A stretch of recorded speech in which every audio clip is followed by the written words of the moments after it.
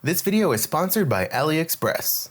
The Miyoo Flip came out at the beginning of 2025 to mixed acclaim. There were problems with things like the screen brightness and the hinge. So then shortly after the release of the Miyoo Flip, Miyoo released a V2, which is what I have here. It's a neat little clamshell device, obviously going after that Game Boy Advance SP kind of feel. And as somebody who is a big fan of clamshell handhelds, I was really looking forward to testing this out, and I'm glad to finally have it in hand to show you guys. Full disclosure, this was sent to me by AliExpress for the sake of making this video, but that does not affect my opinion at all. I get to say what I want about this thing. A portion of this video is sponsored by AliExpress, but not the product itself. I'll get into that later. For now, let's just focus on what the Miyoo Flip V2 is, and get into all the good stuff and some of the not as good stuff. Right now you can get this on AliExpress using my affiliate link in the description for $52.93 with a 64GB micro SD card that is loaded with some games.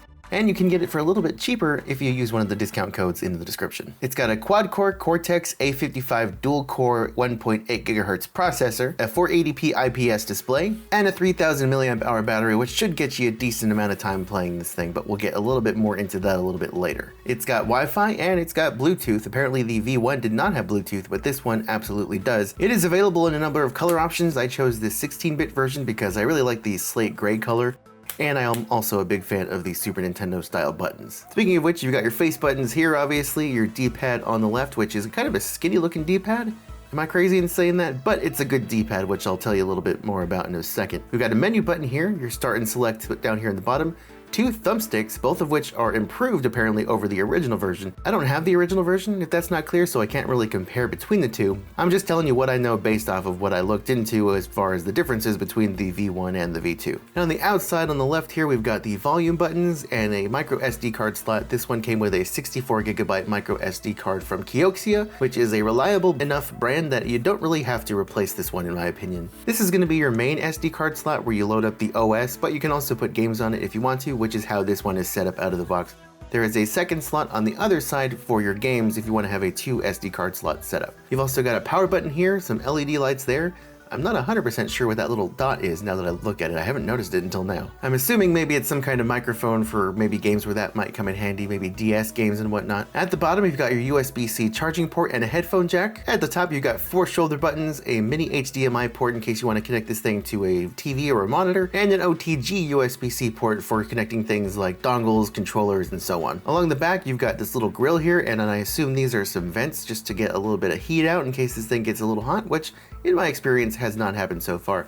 Which reminds me, I also wanted to mention that there are speakers right here in the front-facing speakers. Well, I guess it's just one speaker, but that's gonna hit you right in the face where it feels nice and good to your ears. But real quick, I wanna tell you guys about today's sponsor, AliExpress. Right now, they're holding a back-to-school sale from August 13th through August 27th, where you can get up to 80% off site-wide. But in addition, they're holding a cashback challenge event where you can earn up to 10% cashback on purchases from August 13th to August 30th. So not only are you saving money on products like the Miyoo Flip, other handhelds, and everything else they have, you're also getting a little bit of money back. Just search the code CASHBACK on AliExpress to join or use my link in the description. And don't forget to use one of the discount codes in the description as well to save a little bit more.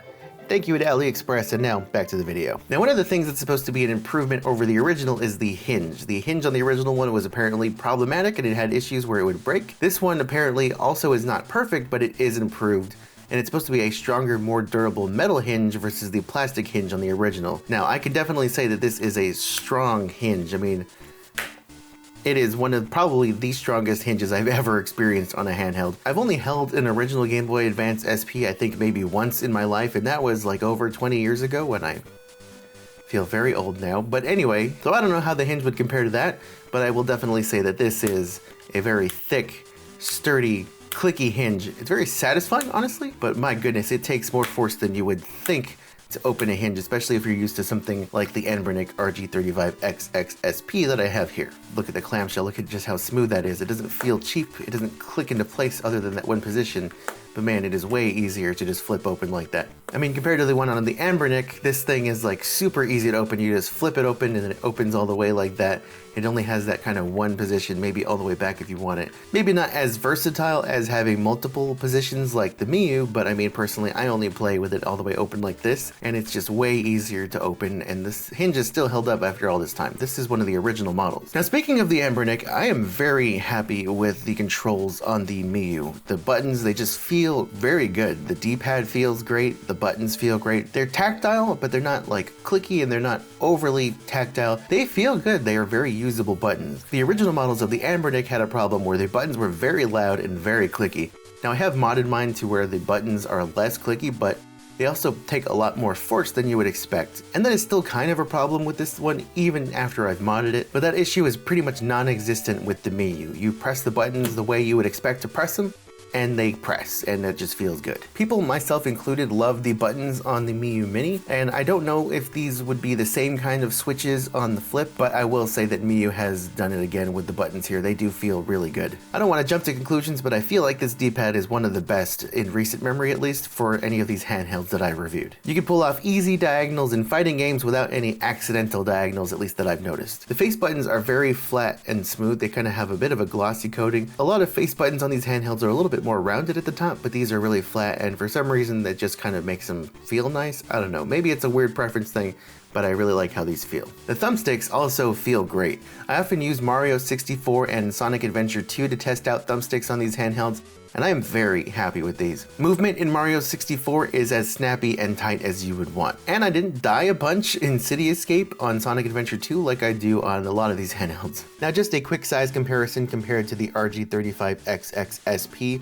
It is noticeably narrower, slightly shorter when closed, and just slightly thinner as well. Interestingly, the screen on both devices is the same size. They're both 3.5 inch, but the black bezels on the Anbernic might give the illusion that the screen is bigger, at least while the screens are off. The screen on the Miyoo is almost edge to edge with the case, so it might look a little bit smaller at first. Speaking of case, I almost forgot to mention this actually includes a carrying case out of the box. I wish more handhelds would do that, but this is a nice little carrying case, and inside you also get a USB-C charging cable, a screen protector, and even a USB micro SD card reader in case you need one. Performance has been pretty nice for both N64 and Dreamcast. Not perfect, there is some stuttering as things get going, but it is slight.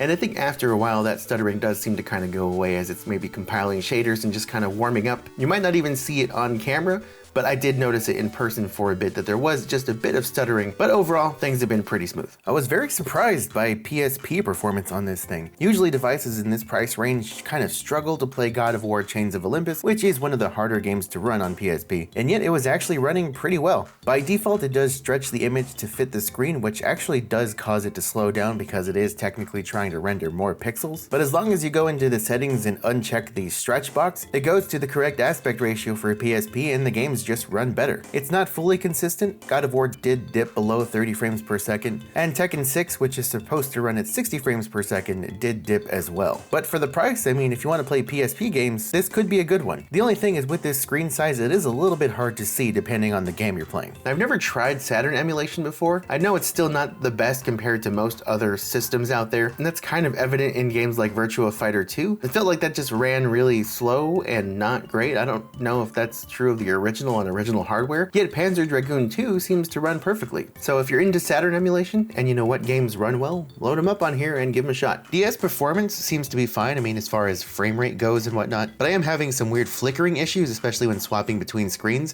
It's like the system gets stuck swapping back and forth between the top and bottom screen. Out of the box, it's also not configured to show both screens at the same time. I went into the drastic control settings to try to change this, but for some reason I couldn't get it to work properly, and I have done that successfully with drastic on other handhelds. For DS, you're probably going to want to stick to games that will do well with just the one screen. By the way, I'm kind of glancing over older systems because they're all pretty much going to run as expected on this device. Anything before N64, PS1, Super Nintendo, Game Boy, NES, Genesis, those will all pretty much run flawlessly out of the box. Now for those of you who maybe don't have access to your own ROM library and you want one of these things that's going to have games out of the box, I do want to give you a little bit of a warning. Now, as I mentioned, this unit I received came preloaded with games, but I have never seen any of these handhelds not have any games for Super Nintendo, NES, Game Boy, Game Boy Advance, and Game Boy Color. I would assume that maybe Miyoo or whoever it is that preloads these SD cards wanted to avoid the smoke from Nintendo, so they decided not to include any games for those systems.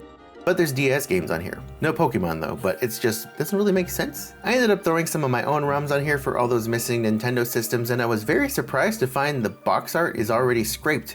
for some games. I almost wonder if they already had games loaded up on those systems and then removed them, because the SD card had 6 gigabytes left over. Usually these SD cards come pretty much full of games, so the fact that there was 6 gigabytes of leftover space and some of the games already have box art that's scraped, that just leads me to believe that maybe there were games already on here that they removed. The stock firmware here is okay. It's very similar to the stock firmware on the Miyoo Mini and the Miyoo A30. It just looks a little bit aesthetically different, but ultimately it pretty much feels and operates the same. However, I was pleasantly surprised to find that right there in the settings is Emulation Station. You can just literally select that in the settings and change the whole OS experience without having to install custom firmware. Emulation Station, in my opinion, just looks cooler than the stock experience. You have access to different themes, and you've even got a built-in scraper so you can add box art to any games that you have that may be missing some box art. Unfortunately, it seems to be a very limited version of Emulation Station compared to where I've used it on plenty of other handhelds. There are a bunch of settings and features that,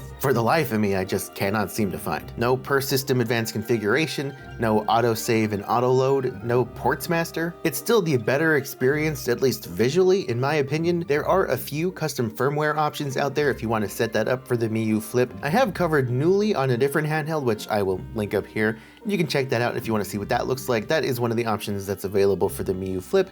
That's going to get you more of the full Emulation Station experience if that's what you want to do. All things considered, I really like how this handheld is set up out of the box. I mean, the D-pad and thumbstick controls, as well as the thumbstick here being used as a C button, that is all set up out of the box correctly for N64, which you might think should not be something out of the ordinary for these handhelds, but somehow it is. I even like the overlays and the shaders that they've got already set up out of the box for systems like Game Boy and Game Boy Advance. It just kind of gives them a little bit more visual flair, and it makes it so that they're not stretched out to fully fit that 4:3 screen because they're not 4:3 aspect ratio handhelds. Battery life has been pretty good overall. I've only been testing this thing out for a few days now, and I really had to get this video out, but I will say that battery life has been pleasant. I've been able to play this thing for my normal sessions that I usually play when I play these handhelds, and I haven't really felt the urgent need to charge this thing. There's no weird battery anomalies where the battery is draining all fast. I can close the clamshell and that light's going to turn off after a minute, so this thing will go to sleep. And the battery will still drain while it is closed, but not that fast. Overall, depending on the systems that you're going to be playing on this thing, if you're playing more old systems with that 3000 milliamp hour battery, I would gauge that you're going to get roughly around 6 hours of battery life. If you're playing more intensive stuff, Dreamcast, N64, PSP, then you're going to push that probably a bit lower to maybe 4-ish hours. This again is only a kind of ballpark just based off of the milliamp hours, my experience with using other handhelds, and my experience using this one so far. I haven't let this thing get all the way down to 0, but overall the battery life is going to be good. And that is the Miyoo Flip in a nutshell. Or should I say, clamshell. Right, because it's clamshell. I do wish the hinge was a little less aggressive, and the stock OS and even the built-in emulation station just leave a bit to be desired. But the most important thing about most of these handhelds is playing games, and this thing will play those games quite well. Overall, it's going to be a nice experience, so if you do want to pick one of these up, again, I will have an affiliate link in the description as well as some discount codes. Make sure to check out that link from AliExpress as well for the cashback deals. Thank you again to AliExpress, and thank you for making it this far in the video if you have. And if you have, and you're not subscribed, come on now, subscribe already. Make sure you hit that bell. Is that still a thing? Is the bell still a thing? If it is, make sure you click it and ding it. I'm getting to the part of the end of the video where I start rambling. And even though I have a script in front of me, where I've written the ending, I could be reading the ending, but no, I'm talking a bunch of nonsense once again. But that is how we do things here. And if you enjoy that, then I mean, again, subscribe. Have you not subscribed yet? What are you doing to me here? Anyway, like this video if you liked it, dislike it if you didn't, leave a comment telling me one way or the other whether you did or not, but just be nice about it, and be nice to yourself, be kind to others, and share this video with a friend, assuming you have friends. That sounded way meaner than I'm rambling again. Bye.